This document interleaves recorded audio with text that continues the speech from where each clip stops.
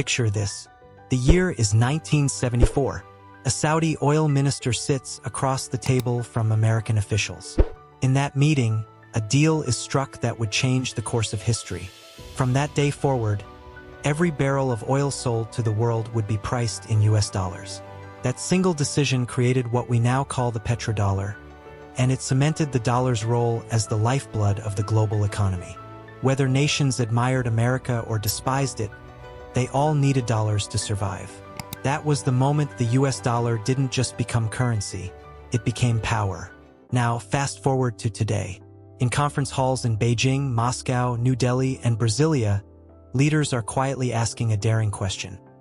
What if we don't need the dollar anymore? This is the story of BRICS, the alliance of nations that dreams of rewriting the rules of money and challenging America's financial empire. How the dollar became king. To understand the challenge, we have to go back to how the dollar gained its throne. After World War II, the world was devastated, and the United States emerged not only victorious but also wealthy and stable. In 1944, at a small resort in Bretton Woods, New Hampshire, global leaders agreed to a new system that pegged their currencies to the dollar, while the dollar itself was tied to gold. For decades, the dollar was as good as gold, literally. Even when President Nixon ended the gold standard in the 1970s, the dollar didn't collapse. The secret deal with Saudi Arabia to sell oil exclusively in dollars gave birth to the petrodollar, and that ensured that every nation on Earth needed greenbacks to power their economies. Today, nearly 60% of the world's foreign reserves are held in dollars, and more than 80% of trade transactions involve it. The dollar is everywhere. It's in the oil you buy, the technology you use, the loans your government takes, and the sanctions America imposes. With it, Washington has been able to reward allies, punish enemies, and influence the direction of the global economy. The birth of BRICS. But not everyone has been happy playing by America's rules. In the early 2000s, an idea began to take shape. Brazil, Russia, India, China, and later South Africa formed what we now know as BRICS. At first, it seemed like nothing more than a catchy acronym used by economists. But behind the acronym was a real alliance, one that represented rising economies who were tired of living in a world dominated by the US dollar. Together, these countries held enormous potential. China had become the factory of the world. Russia sat on some of the largest energy reserves on the planet. Brazil was rich in agriculture, India had a booming young workforce, and South Africa possessed vast mineral wealth. Separately, they were important. Together, they were powerful. And they began to imagine a future where trade and finance did not revolve around Washington. Why BRICS wants to break free. For years, the talk of moving away from the dollar felt like distant noise. But then came the turning point. When Russia invaded Ukraine in 2022, the United States responded not just with military aid to Ukraine, but with financial weapons. Russian banks were cut off from the global system. Its reserves were frozen. Its businesses were strangled. For Moscow, it was a brutal reminder that the dollar was not neutral. It was a chain, one that America could tighten at will. Other BRICS nations were watching closely. What if tomorrow it wasn't Russia, but them?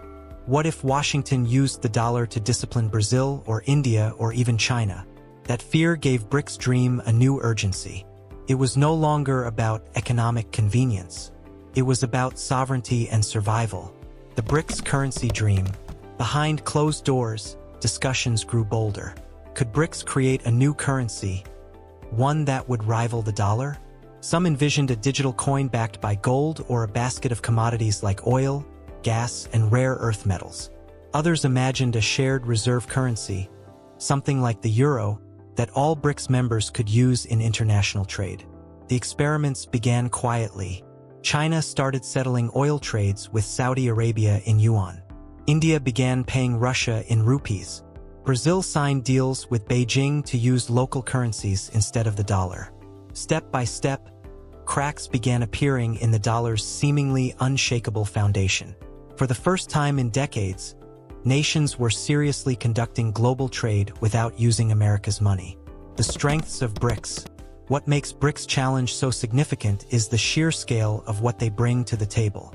Together, they represent more than 40% of the world's population and about a quarter of global GDP.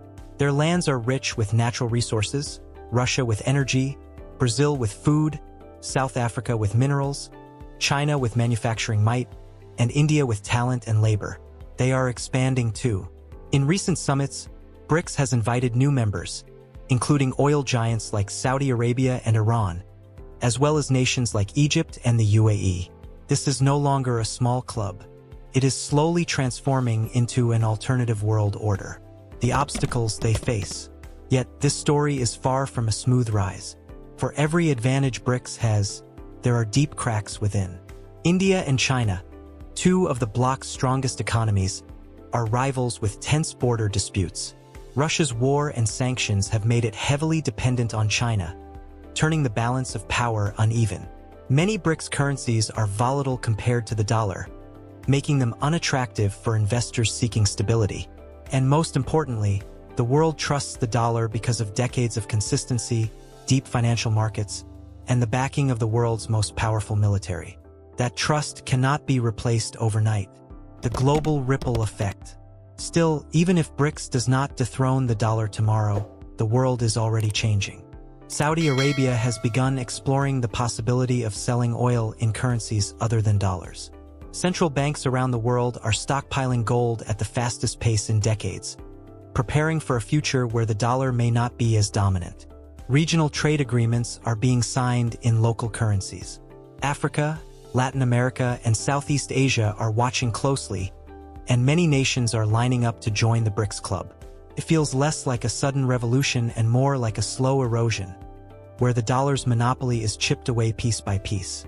Can BRICS replace the dollar? The question remains. Can BRICS really replace the dollar? The truth is, not yet. The dollar still accounts for nearly 60% of global reserves. It still underpins the majority of world trade. It is still the symbol of safety when markets collapse. But BRICS is planting seeds that could grow into something far more powerful. In the next decade, we may not witness the dollar's fall, but we could see the birth of a world where it shares the stage with other rivals. A multipolar financial system instead of a unipolar one. The rise of BRICS is more than a story of currency. It is a story of power, of nations trying to break free from America's financial grip and shape their own destinies.